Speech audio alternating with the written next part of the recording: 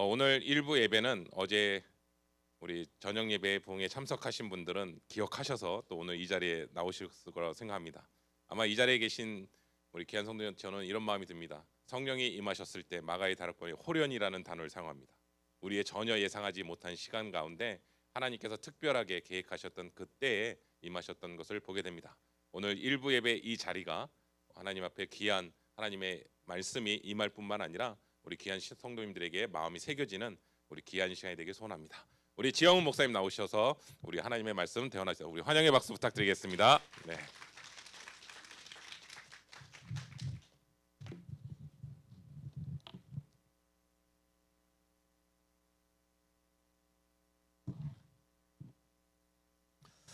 네, 편히 주무셨습니까? 네, 얼굴 표정이 밝지 않은 분은 밤새 뒤척이셨던 걸로 알겠습니다. 네, 참 좋은 날입니다. 오늘 우리에게 찾아온 날은 물리학적으로 한번 생각해 보면 창세 이후로 처음 찾아온 날입니다. 그렇죠? 창세 이후로 처음 찾아온 날입니다. 우리는 보통 이제 아침에 일어나면 어제도 하루가 있었잖아요. 그리고 오늘 또 하루가 있잖아요. 또 이제 가을이 되면 작년 가을이 있었고 올 가을이 또 찾아오고 보통 그렇게 생각을 하죠. 옛날에 한참 옛날로 거슬러 올라가면 이제 인류는 동서양 어디를 막론하고 제가 지금 말씀드린 대로 이런 식으로 생각해 왔습니다. 그러니까 아침에 태양이 뜨면 뭐 졌다가 또 다시 아침에 뜨잖아요.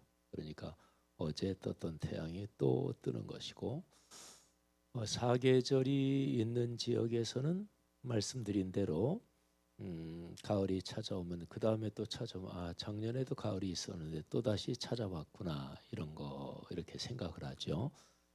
우리 노래 옛날 노래 작년에 왔던 각설이 뭐 죽지도 않고 또 왔네 이런 거 있잖아요. 그러니까 사람이 사는 이 시공간에서 이게 계속해서 순환한다, 또 돌고 돈다 이렇게 생각을 했죠. 근데 물리학적인 간단한 지식을 생각해 봐도 오늘 우리에게 찾아온 이 날은 태초에 창조 이후로 처음 온 날입니다. 그죠? 어제가 또 온 날이 아닙니다. 이렇게 생각하면 굉장히 좀 새롭죠. 와, 오늘은 태초 이후로 처음 찾아온 날이구나. 제가 있는 성동구에서 지금은 은퇴하셨는데 경목 경찰 선교 하시던 목사님이 이메일을 보내면 늘 이메일 제일 마지막에 공통적인 그런 문구를 넣더라고요. 오늘이 내 삶의 지금 이후의 내 삶의 첫날이다 이런 문구를 넣더라고요. 생각해 보니까 진짜 그렇죠. 그러니까 과거는 우리가 돌아갈 수는 없잖아요. 회상은 할 수 있죠. 그리고 추억은 할 수 있죠. 기억 속에서 과거를 그려볼 수는 있습니다. 근데 과거로 돌아가서 다시 사는 사람은 아무도 없습니다. 그러니까 오늘 이후로 걸어가는 내 삶이 중요한데 바로 오늘 이후 내 삶의 첫날입니다. 오늘이 바로 10월 12일 오늘이 그런 날입니다. 오늘 하루 내내 말씀삼 공동체 형제사랑교회 우리 성도 여러분에게 하나님이 주시는 복과 은혜가 넉넉하시기를 주님의 이름으로 축복합니다. 하나님이 창조하실 때 천지를 창조하실 때 엿새 동안 천지를 창조하셨죠. 근데 유대인들은 이렇게 얘기한대요. 하나님이 7번째 날도 창조하셨다. 성경의 기록은 6일 동안 엿새 동안 창조하셨고 그 창조하신 하루하루는 오늘날의 하루 개념은 아닙니다. 그죠? 어쨌든 엿새 동안 천지를 창조하셨고 일곱째 날에는 쉬셨죠. 그래서 안식하셨죠. 그게 이제 구약의 안식일이죠. 근데 유대인들은 하나님이 일곱 번째 날에도 창조하셨다. 안식을 창조하셨다. 이렇게 해석도 한다고 그러죠. 근데 하나님께서 안식일에 걸어놓은 게 두 가지입니다. 그 날을 복되게 하사 거룩하게 하셨습니다. 그러면 안식일에 두 가지가 걸려 있죠. 첫 번째 복, 두 번째 거룩함.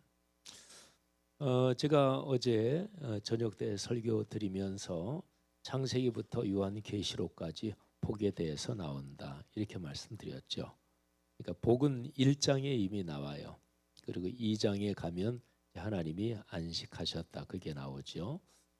그러니까 안식일에 바로 복이 걸려 있습니다. 그리고 또 하나 제가 어제도 또 말씀드렸죠. 우리 그리스도인이 사는 교회가 존재하는 목회자가 사역하는 또 장로님 성도님들이 인생길을 걸어가는 최종 목표 목적 그거는 거룩함이라 그랬죠, 그죠? 예. 표정들 보니까 어제 그런 얘기를 하셨나 이런 분이 계세요. 그건 건강하신 겁니다. 빨리빨리 잊어버리시고 또 빨리빨리 잊어버리셔야 저 같은 목사들이 설교하기가 사실은 좀 편합니다. 뭐 중요한 얘기는 자꾸 반복해야 되니까 했던 얘기 또 하는 거는 지극히 당연하죠. 아무튼 복과 거룩함. 근데 조금만 생각해 보면 이 두 가지가 너무너무 중요하잖아요. 그죠? 근데 그 두 가지가 안식일에 걸려 있습니다. 유대인들은 그렇게 얘기합니다. 유대인들은 안식일을 지키는 게 목숨보다 소중하게 생각하죠. 그래서 구약 성경에서 안식일을 어기는 사람은 돌로 쳐 죽이라고 되어 있습니다. 돌로 쳐 죽인다. 이거는 신성모독죄. 그러니까 가장 심각한 범죄 거기에 대해서 연관된 표현인데 안식일 거기에도 연관이 됩니다. 구약 성경은 안식일을 범하는 자는 심지어는 이스라엘에서 끊어버린다 뭐 이런 얘기도 있고요. 그러니까 안식일이 무지무지하게 중요하죠.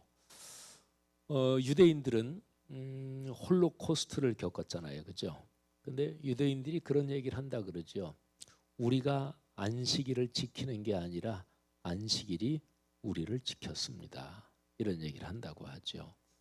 자, 제가 안식일 얘기를 쭉 했는데 안식일은 예수 그리스도의 십자가 사건, 예수께서 죽으셨다가 3일 만에 부활하셨죠.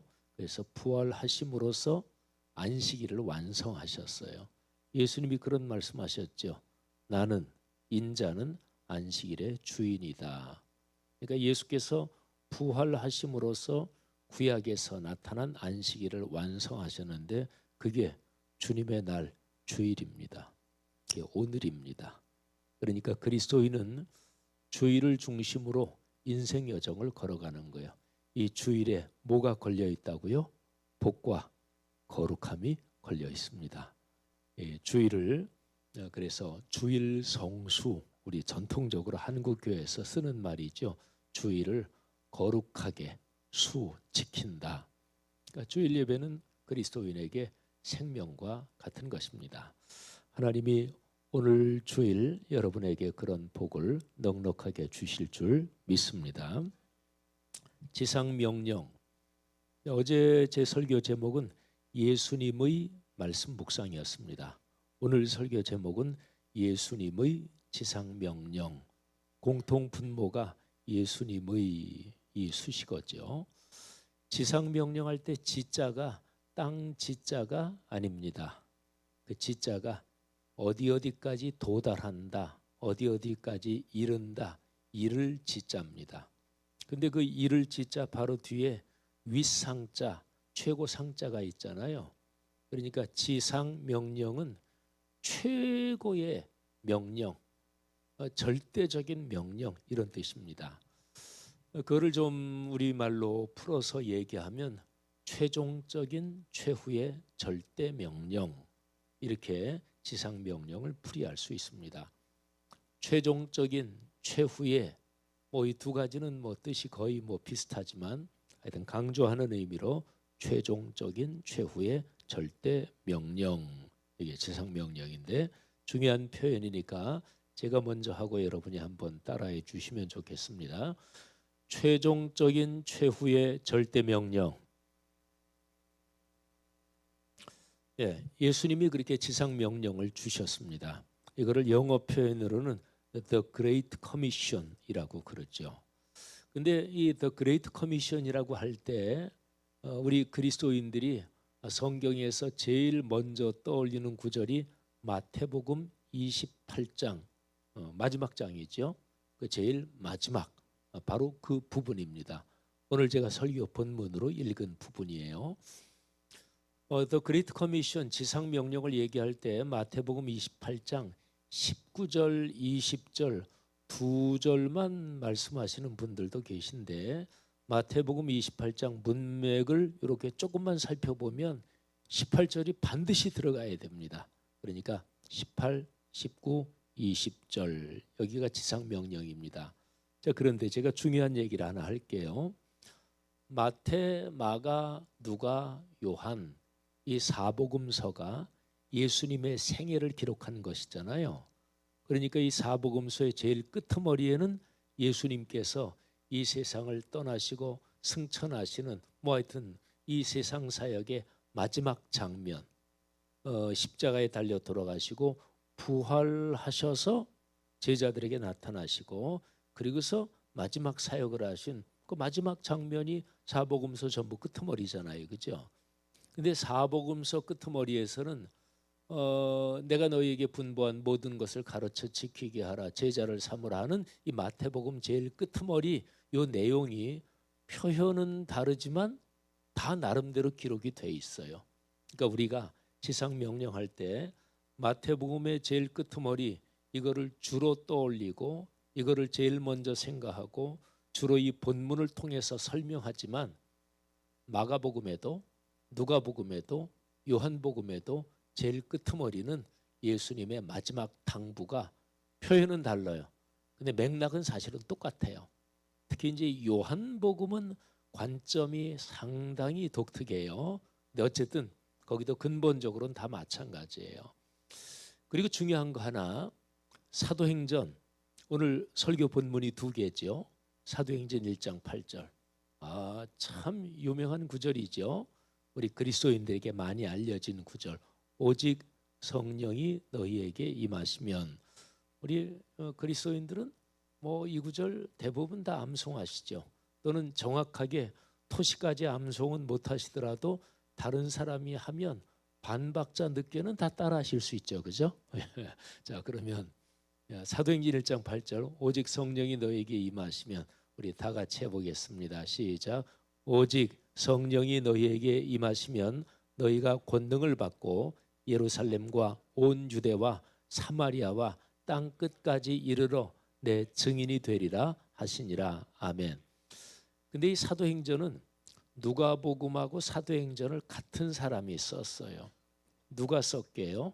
누가가. 예, 누가 사람 이름이죠. 제 연배 되신 분들 하긴 요즘도 그 아이스크림이 있더라고요. 누가바 알죠, 그죠? 제가 제일 좋아하는 아이스크림 한 두 가지 중에 하나인데 어쨌든 누가복음하고 사도행전은 의사 직업을 갖고 계셨던 사도 바울을 통해서 예수를 믿으신 그리고 참 신실한 사역자인 누가라는 분이 이 책 두 권을 썼어요. 그래서 누가복음은 전편이고 사도행전은 후편이에요. 근데 우리 드라마 보면 오늘 드라마 딱 하면 오늘 드라마 제일 첫 부분에 지난번 드라마 그 이어지는데 그 마지막 부분을 잠깐 보여주죠. 근데 사도행전이 똑같아요. 사도행전 1장에 보면 바로 지난 전편 누가복음의 마지막 부분 또는 누가복음 전체를 간략하게 요약해주고 그리고 이제 사도행전이 시작이 돼요. 그러니까 동그라미를 그려서 집합으로 서로가 겹치는 부분이 이렇게 조금 있는 거죠. 그래서 사도행전 1장 8절은 그거는 예수님이 누가복음 맨 마지막에서 부활하시고 하늘로 승천하시면서 마지막으로 당부하신 얘기, 그거를 다시 한번 보여주는 게 사도행전 1장 8절이에요. 자, 그러면 지상명령이라고 할 때 사복음서 끄트머리마다 다 내용이 나온다. 표현은 다르지만, 그런데 가장 대표적인 게 마태복음 28장 마지막 세 절이다. 그런데 그 지상명령이 사도행전에도 나오는 거죠. 사도행전 1장 8절도 사실은 표현은 다르지만 지상명령이다, 이렇게 얘기할 수가 있습니다.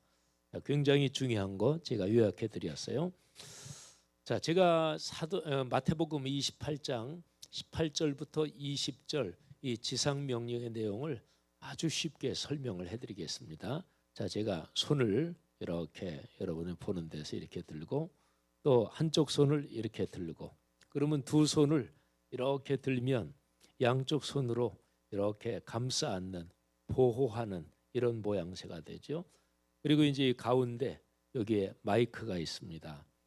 그러면 사도행전 28장 18절부터 20절 구조가 양쪽 손으로 보호하고 보장하고 이렇게 돼 있고, 요 가운데 예수님이 너희는 이런 일을 해라, 이렇게 내용이 구조가 돼 있어요. 자, 먼저 18절 말씀을 다시 한번 띄워 주시겠습니까? 자, 18절 잘 보세요. 예수님이 지금 말씀하시는 거예요. 근데 지금 말씀하신 예수님은 부활하신 분이에요. 그런데 예수님이 이렇게 말씀하십니다. 하늘과 땅의 모든 권세를 하나님께서 내게 주셨다. 자, 그러면 저를 보세요. 이쪽 손으로 이렇게 이게 이제 18절이에요. 하늘과 땅의 모든 권세 지금 내가 다 가지고 있다. 이게 이제 18절이에요. 그 다음에 20절을 한번 띄워주세요. 19절 건너서 20절. 자, 20절을 절반으로 나눕니다. 내가 너희에게 분부한 모든 것을 가르쳐 지키게 하라. 거기까지. 그리고 그 뒤에 볼지어다 내가 세상 끝날까지 너희와 항상 함께 있으리라 하시니라. 그러면 20절 뒷부분, 그게 제가 이렇게 왼손을 들었는데 이렇게 또 보호하는 손이에요. 자, 그러면 잘 보세요. 예수님께서 18절에서 하늘과 땅의 모든 권세 내가 다 지금 갖고 있다. 보통 성경에서 하늘과 땅 그러면 존재하는 모든 것을 다 포괄하는 거예요. 눈에 보이는 가시적으로 보이는 것뿐만 아니라 정신적인 영적인 세계 모든 것을 다 포괄하는 그 표현이 하늘과 땅이에요. 하늘과 땅의 권세, 힘, 에너지, 뭐 어떻게 표현하든지 간에 모든 것을 예수님이 다 가지고 계세요. 그런데 그 예수님께서 세상 끝날까지 제자들과, 그리고 제자들 바로 뒤에 이어지는 교회 공동체와 늘 같이 있겠다 말씀하셨습니다. 그러면 보세요. 이 양쪽에 바로 이게 철저한 보장입니다. 여러분이 인생길을 걸어가시면서 만일에 진짜 엄청난 역량, 능력, 뭐 여러분이 전공하시고 또는 직장 또 직종 그 분야에서 아주 탁월하고 그 분야에서 대단한 영향력을 가진 어떤 분이 만일에 한 30대 초반인 어떤 사람에게 한 50대 후반 60대 그 분야에서 최고의 경지에 이른 어떤 사람이 여보게 마음껏 한번 해봐, 내가 보장해 줄게. 그러면 마음이 얼마나 든든하겠어요, 그죠? 제가 대학교 1학년 때 저는 고등학교 졸업하고 바로 신학대학을 갔는데 지금도 기억납니다. 저희 신학과 1학년 담임 교수를 하셨던 그 교수님이 저한테 한 번은 이런 얘기를 하세요. 한 번은 그 교수님 방에선가 얘기하면서 야, 지영은 너는 내가 가만히 보니까 참 특별한 데가 있어. 너는 참 탁월한 데가 있어. 하나님이 널 크게 사용하실 거야. 이런 얘기를 해주셨어요. 그럼 여러분이 지금 생각할 때 와, 그 교수님이 예언의 은사가 있으신가 보다. 지영은 목사라는 사람이 또 지금 60대 중반이 넘어서 이렇게 활동하시는 거를 보니 야, 그 교수님이 예언의 은사가 있고 사람을 보는 눈이 있으셨구나 이렇게 생각을 하실지도 모르겠어요. 근데 저는 저한테만 해주신 얘기인 줄 알았어요. 근데 그렇지 않고 학생들한테 그 얘기를 많이 해주시는 분이에요. 그런데 그럴지라도 제가 나중에는 이거 알았지만 근데 뭐 중고등학교나 초등학교 때 마찬가지고 대학생 때도 마찬가지고 또는 뭐 대학 졸업하고 어느 큰 기업에 들어갔다고 쳐요. 제일 처음에 신입사원으로 들어갔어. 그런데 그 그룹 계열사의 회장님이 어느 때 회사에 오셨어. 그런데 그 회장님이 쭉 있는 자리에서 얘기를 하고 그리고 서로 얘기를 하면서 갓 들어온 신입사원한테 자네 이름표 보니까 내가 자네에 대해서 잠깐 들었네. 자네가 우리 기업에 들어온 거 환영하네. 내가 자네를 눈여겨볼 거야. 열심히 하게. 이러면 뭐 얼마나 대단하겠어요. 그죠? 지금 그걸 생각해 보세요. 예수님께서 말씀하시는 거예요.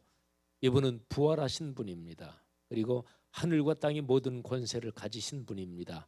그분이 내가 하늘과 땅의 모든 권세 가졌다.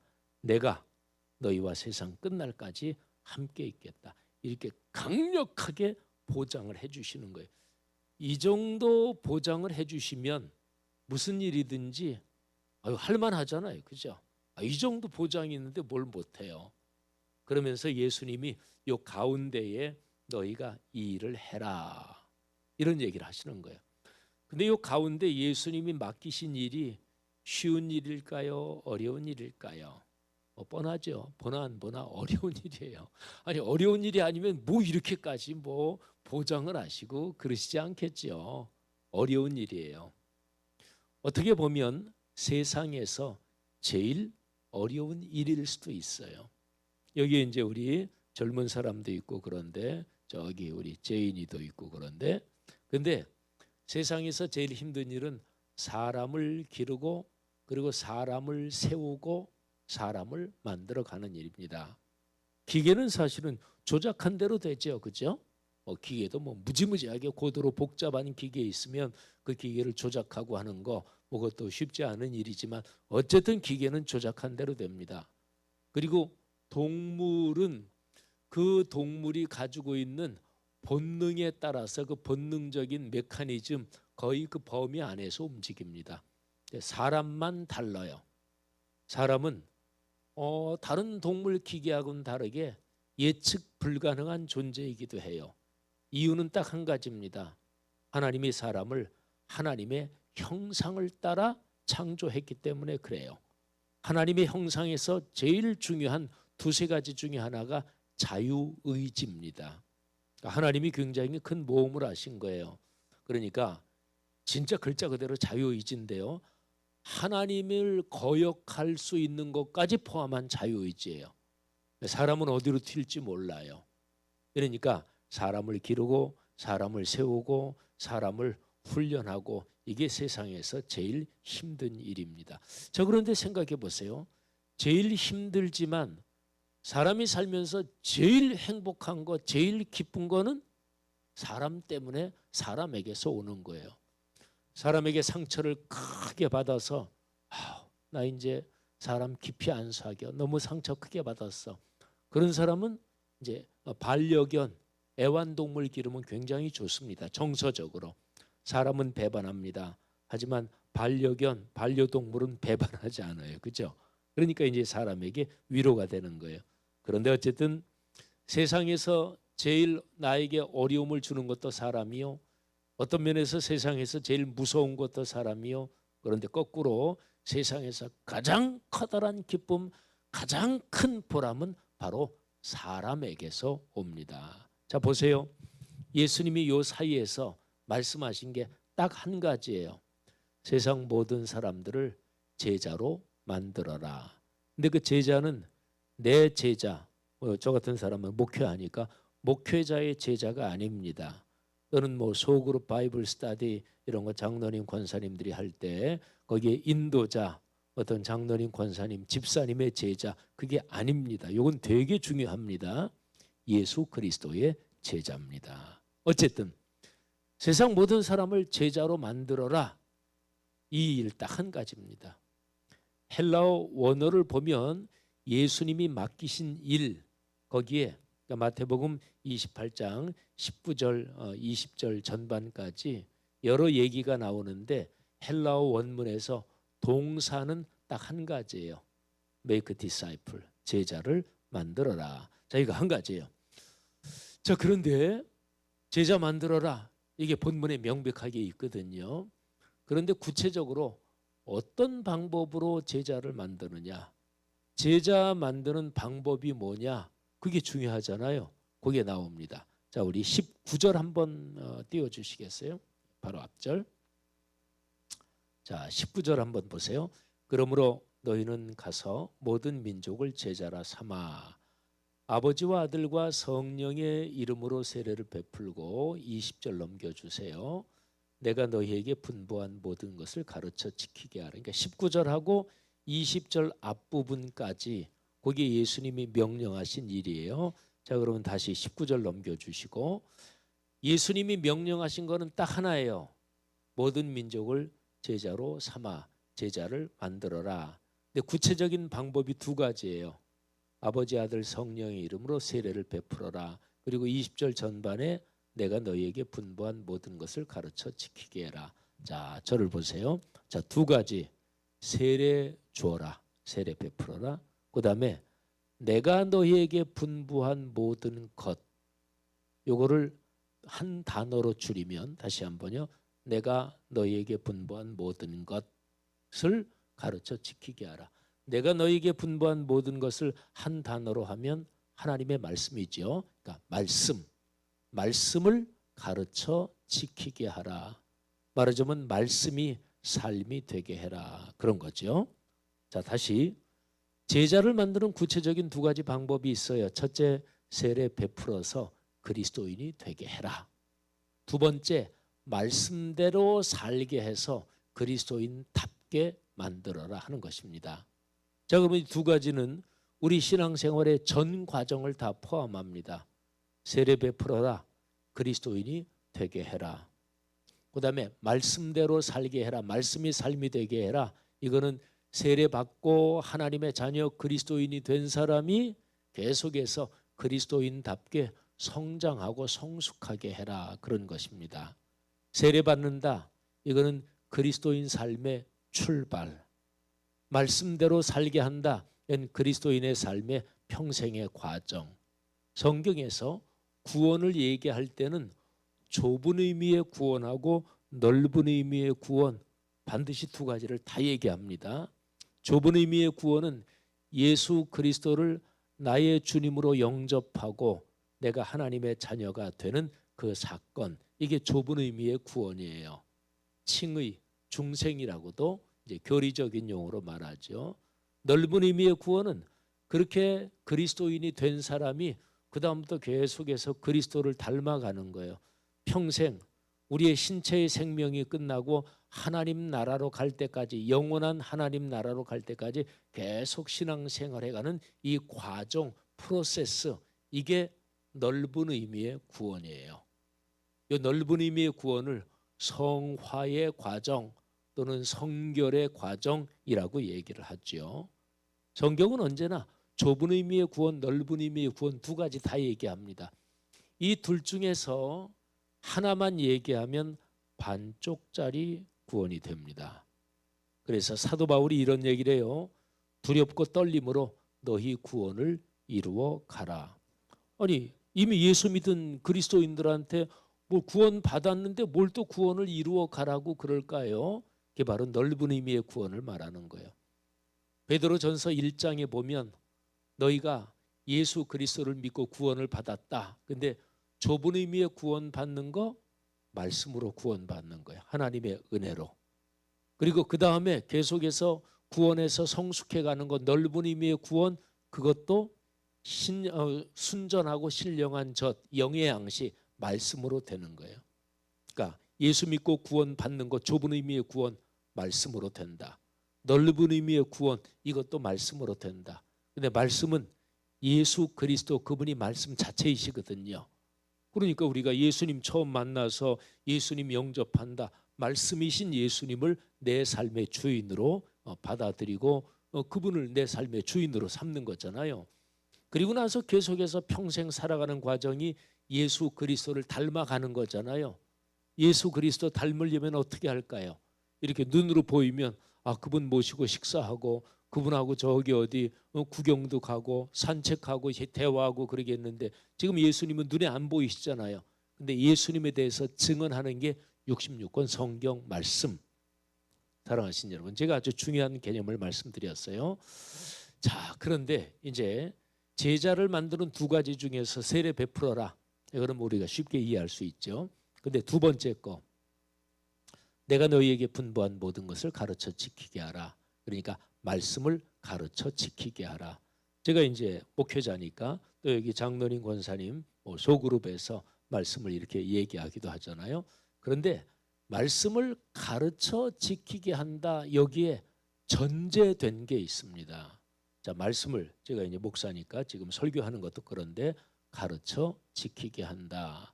자, 여기에서 중요한 점 두 가지를 말씀드릴게요. 먼저 첫 번째는 말씀은 지킨다, 말씀이 삶이 된다, 이거를 뚜렷하게 목적으로 놓고 가르쳐야 돼요. 그러니까 하나님의 말씀은 가르치도록, 아니 지키도록 가르쳐야 돼요. 지킬 때까지 가르쳐야 돼요. 자, 여러분, 중요한 거는 반복해야 돼요. 예를 들면 우리 아이를 기르면서 아이가 이제 말귀를 잘 알아들을 한 초등학교 5학년이나 그때쯤에 아들이든 딸이든 불러놓고, 야, 엄마 아빠가 너한테 내 평생 살아가면서 굉장히 중요한 얘기를 할 거야. 오늘 얘기 잘 들어. 그러니까 아이가 알았어요 엄마, 잘 들을게. 너 꼭 길을 건널 때 꼭 왼쪽 오른쪽 다 보고 차가 오는지 보고 건너야 돼. 길 건널 때는 절대로 뛰어서 건너면 안 돼. 잘못하면 사고 나니까. 이거 굉장히 중요해. 평생 잊지 마. 알았지? 오늘 날짜 몇 월 며칠에 엄마 아빠가 너한테 분명히 얘기했어. 나중에 얘기하지 않았다고 오리발 내밀지 마. 그렇게 딱 한 번 진중하게 얘기하고 앞으로 평생 한 번도 더 이상 얘기 안 하고.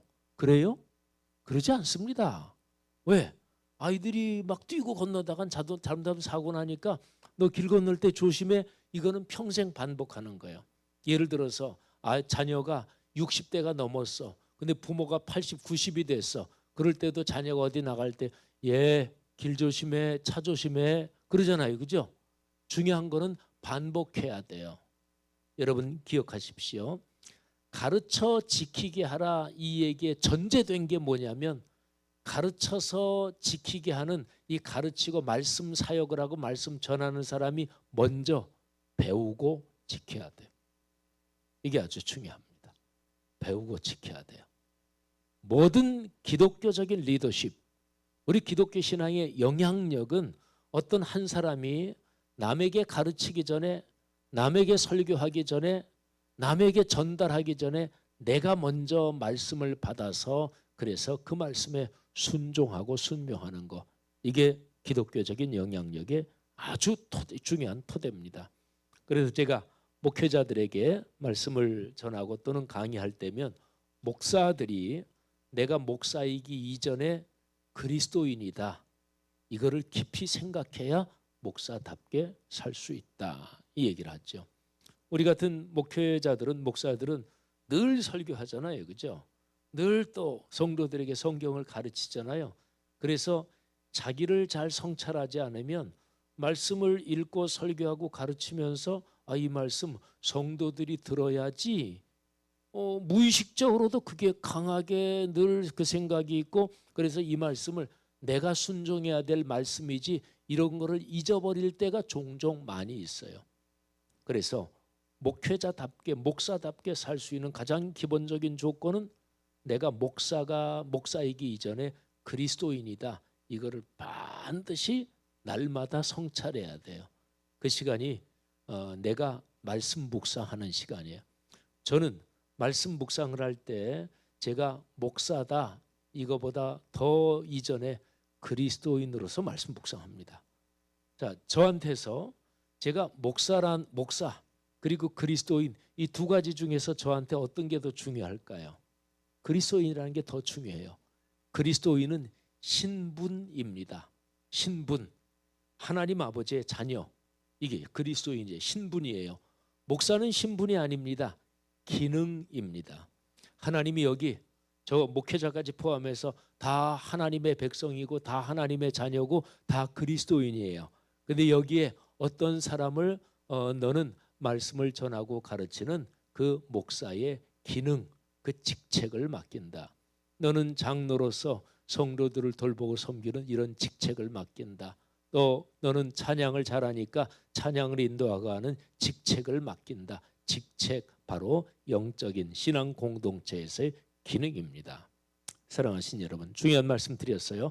말씀을 가르쳐 지키게 하라. 그런데 가르쳐 지키게 하기 전에 내가 먼저 배우고 지켜야 된다 하는 거죠. 자, 그다음에 아주 중요한 거는 말씀을 가르쳐 지키게 하라. 그 얘기는 말씀이 살아 움직이도록 말씀이 작동해야 된다. 이거를 말하는 거잖아요. 그렇죠? 말씀이 작동한다. 그럼 말씀이 구체적으로 어떻게 작동하는 것일까요? 여기에서 어제 제가 설교한 거 바로 이제 이어지는 부분이 이 부분이에요. 제가 어제 예수님의 말씀 묵상 이거를 여러분들에게 설명하면서 성경이 무엇이라고 말씀하는가? 뭐라고 써 있느냐? 관찰, 그죠? 이게 첫 번째고, 두 번째는 성경에 그렇게 써 있고 그렇게 말씀하는데 그게 나에게 무엇을 말씀하는가? 내 마음, 내 삶에 연결시키는 거 책임이라 그랬죠. 자, 관찰, 책임. 요거 두 개를 다 했어요. 그래서 책임에서 깨달았어요. 이 말씀이 나한테 이렇게 살라고 하시는 거구나. 그것도 깨달았어요. 감동도 받았어요. 그런데 그렇게 되면 자동적으로 삶으로 실천이 될까요? 천만에요. 어제 제가 말씀드렸죠. 악한 영이 수단 방법을 가리지 않고 말씀이 삶이 되는 것을 방해해요. 맨 끄트머리 단계에서 삶이 변하고 인격, 속사람, 일상, 겉의 생활, 인격과 일상이 변해서 말씀이 삶이 되는 것을 사탄이 수단 방법을 가리지 않고 공격합니다. 우리말에 그런 얘기가 있죠. 와, 귀신 같다. 그러니까 귀신 같다는 게 여기 이제 젊은 우리 사람들 제인이 그런 걸 잘 모르겠지만 우리말 표현에서 귀신 같다 그러면 누가 와, 막 귀신 같고 이 얘기가 아니고 어떤 일을 너무너무 잘한다. 와, 어쩌면 저렇게 잘해? 귀신 같다. 이럴 때 쓰는 말이에요. 근데 귀신 같은 사람하고 싸운다든지 경쟁한다든지 하면 이길까요? 질까요? 지죠. 그죠? 귀신 같기만 해도 져요. 근데 진짜 귀신하고 경쟁한다, 싸운다 그러면 뭐 말할 것도 없죠. 100번, 1000번 싸워도 다 지는 거예요. 우리 힘만으로는. 그러면 악한 영, 사탄, 마귀, 귀신이라고 표현된 그 악한 영이 어떻게 하든지 간에 말씀이 삶이 되는 것을 방해하는데 그 힘을 뚫고 이기고 말씀이 삶으로 되기 위해서는 하늘의 능력이 필요한 거예요. 악한 영의 힘보다 더 센 힘이 빌려와야 되잖아요. 그게 바로 하나님의 능력인데 삼위일체 하나님이 지금 우리와 같이 계신 게 성령 하나님이에요. 바로 성령의 능력을 우리가 빌리는 거예요. 도움을 받는 거예요. 능력을 받는 거예요. 하나님 제게 능력을 주십시오. 그게 바로 기도잖아요. 그죠? 그래서 기도가 필요한 거예요. 그게 바로 사도행전 1장 8절이에요. 자, 사도행전 1장 8절 한번 구절을 띄워주시고, 자, 사도행전 1장 8절 우리 성경 구절을 화면을 보면서 다 한번 읽어보겠습니다. 예, 나올 때까지 화면 쳐다볼 거예요. 자, 사도행전 1장 8절. 누구 고집이 더 센가 봅시다. 잘 안 나와요? 사도행전 1장 8절. 잘 저기 작동이 잘 아직 안 되는 모양이네. 사도행전 1장 8절. 예. 자, 아주 참 유명한 구절이죠. 아주 중요한 구절이고, 오직 성령이 너희에게 임하시면 너희가 권능을 받고 예루살렘과 온 유대와 사마리아와 땅 끝까지 이르러 내 증인이 되리라 하시니라. 자, 천천히 하여튼 거 찾아서 띄워주시고요. 자, 사도행전 1장 8절 이거를 세 문장으로 요약할 수가 있어요. 저를 한번 따라하세요. 성령이 오신다. 권능을 받는다. 증인이 된다. 자, 저를 봐주세요. 사도행전 1장 8절은 딱 세 명제, 세 문장으로 요약할 수 있어요. 성령이 오신다. 성령이 오시면 어떤 일이 일어나나 권능을 받는다. 하늘의 능력을 받는다. 하나님이 내 마음에 임하신다. 이게 이제 두 번째예요. 그 다음에 되는 게 뭐냐면 증인이 된다. 근데 증인의 인자가 사람 인자예요. 그러면 이렇게도 그거를 강조해서 말하면 성령이 오신다. 능력을 받는다. 그 다음에는 사람이 된다. 이것입니다. 자, 이게 무지무지하게 중요해요. 제가 다시 한번 말씀드려요. 첫째, 성령이 오신다. 능력을 받는다. 그 다음에 세 번째, 전도한다. 이게 아니고요. 자, 이 점이 굉장히 중요합니다. 다시 한번 성령이 오신다. 능력을 받는다. 그러면 세 번째 우리가 사도행전 1장 8절은 전도한다. 선교한다. 우리가 다 그거로 생각하잖아요. 그게 틀리지 않아요. 맞아요. 그런데 사도행전 1장 8절에서 한국 교회가 또 오늘날 뭐 미국, 유럽, 세계 교회도 마찬가지예요. 사도행전 1장 8절에서 놓친 부분이 있어요. 그게 바로 사람이 된다는 거예요. 그러니까 전도한다, 선교한다, 행동이죠. 근데 액션, 행동을 하기 전에 being, 사람다운 사람이 된다. 이게 먼저예요. 사도행전 1장 8절에는 그 구절의 표현 자체로만 본다면 전도한다. 그러니까 증인, 이거는 사람 인자잖아요.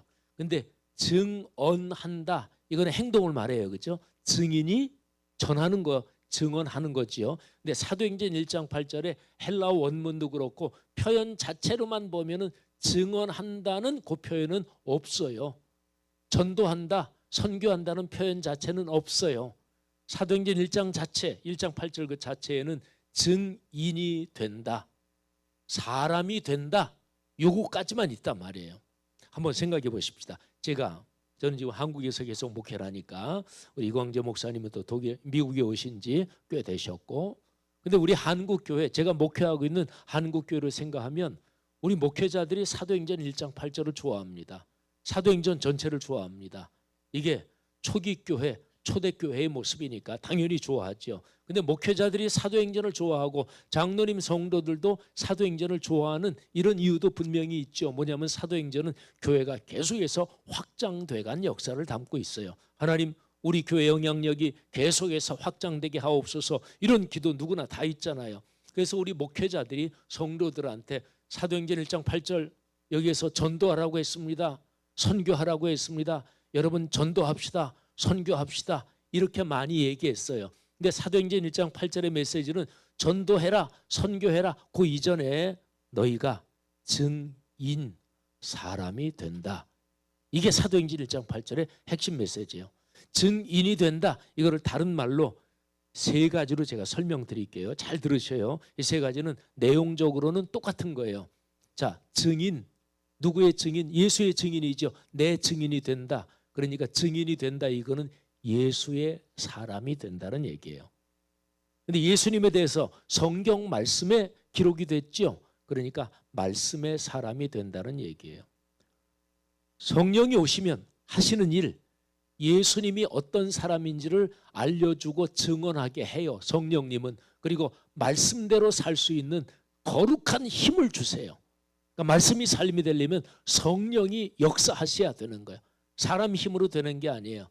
그래서 증인이 된다는 것, 세 번째는 성령의 사람이 된다. 다시요. 증인이 된다. 첫째, 예수의 사람.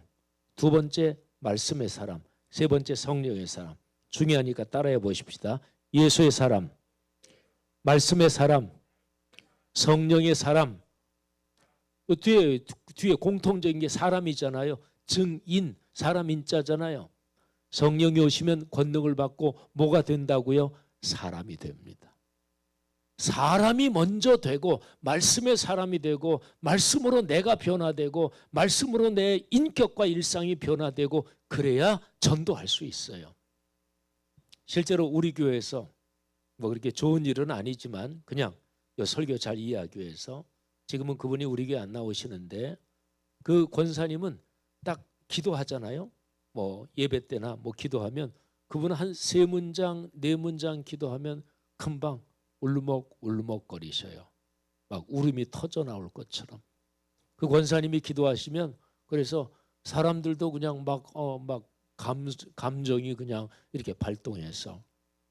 근데 그렇게 기도를 울먹거리세요. 근데 그분이 사는 동네, 한국은 아파트 많잖아요. 동네에서는 저 아줌마 싸나워. 저 아줌마 건드리지 마. 동네에서는 그렇게 싸나울 수가 없어. 이거 이상하잖아요. 그죠? 근데 기도만 했다 하면 그렇게 은혜롭고 한 서너 문장 하면 벌써 울먹울먹거려요. 이거는 종교적인 습관이에요. 걔 마음이 진짜 그런 게 아니에요. 근데 의도적으로 나 기도하면서 좀 울먹거리는 목소리로 좀 기도해야지. 그런 거는 아니라고 봐요. 우리 교회 권사님이니까 제가 잘 알죠. 근데 그 양반이 교회에 오면 이게 종교적인 모드로 바뀌는 거예요. 그래서 기도하면 자기도 모르게 속마음은 진심으로 막 울먹거리는 거예요. 그거는 신앙이 성숙한 게 아니에요. 이거는 종교적으로 가스라이팅이 된 거예요. 그런데 실제 삶은 와, 그분은 진짜 싸나워요. 동네에서 그 양반은 안 건드려요. 아이고, 저 아줌마 건드리면 난리나. 그러면 그런 사람이 동네 사람들한테 우리 교회 좀 나오세요. 그러면 뭐라 그러겠어요?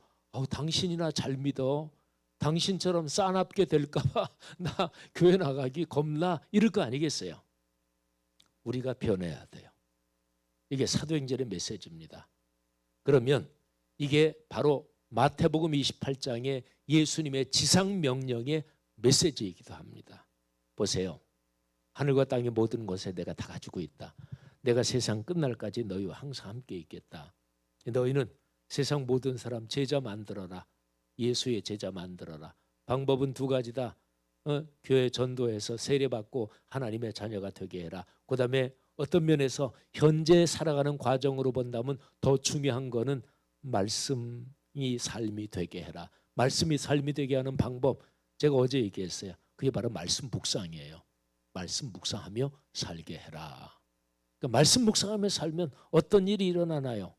그 그리스도인의 인격과 일상이 바뀌는 거예요.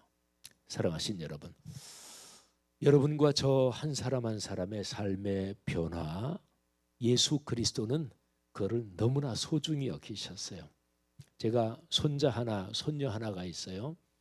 근데 제 손자는 한 3살 반, 손녀는 지금 한 1년하고 한 1개월 됐어요. 근데 그 아이들이 저한테 뭐를 해준 게 지금까지 없죠. 뭐 그 손자 그 아이가 무슨 뭐 직장 생활에서 월급을 받아서 뭐 할아버지 뭘 사준 적 한 번도 없고요. 아직까지 그 손녀가 할아버지 뭐 하는데 할아버지 힘들지 내가 이거 물건 좀 대신 들어줄게 그런 것도 한 번도 한 일이 없어요. 근데 저나 제 아내는 그 손자 손녀가 너무너무 귀해요.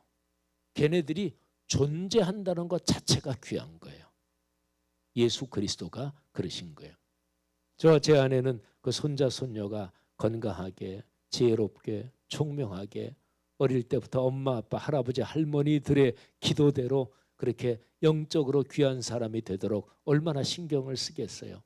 예수님이 제일 신경 쓰는 게 무엇일까요? 너희들이 나를 위해서 이런 것 좀 해.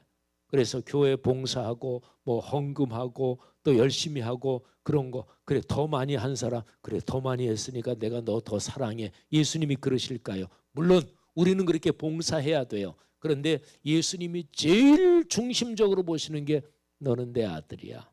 너는 내 딸이야. 그냥 이것 자체가 하나님께 제일 중요한 거야. 여러분의 존재 자체가 하나님께 기쁨입니다. 여러분의 존재 자체가 하나님이 너무나 고마워하고 사랑스러워 하시는 것입니다. 사랑하신 여러분, 하나님의 거룩한 말씀이 여러분과 저의 삶에서 늘 작동하고 그래서 예수님의 지상명령 너희가 내 예수의 사람, 성령의 사람, 말씀의 사람이 되고 그래서 이 세상에서 거룩한 영향력을 가지고 예수 그리스도에 대해서 많은 사람이 알게 되는 이 일이 여러분의 삶에서 이 교회 공동체에서 늘 이어지기를 주님의 이름으로 축복합니다.